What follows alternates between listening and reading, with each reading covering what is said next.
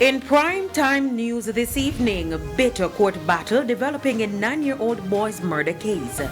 PPV protests for traffic amnesty takes ugly turn. And government response to irate taxi and bus operators.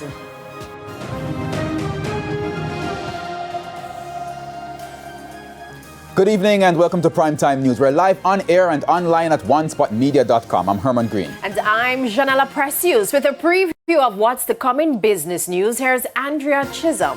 Janella, this evening we're talking about Fesco. Yes, that same petroleum company. Their profits increased by roughly 125%. Details of that and more in the business day. And Karen is also here with a preview of what's to come in sports. Karen?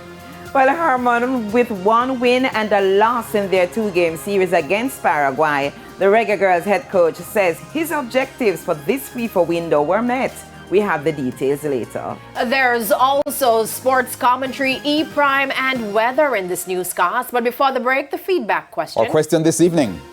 What are your views on the actions taken by taxi operators today? You can share comments online, facebook.com/television Jamaica, and tweet us at televisionjam1. Please stay with us. Primetime News returns right after this break.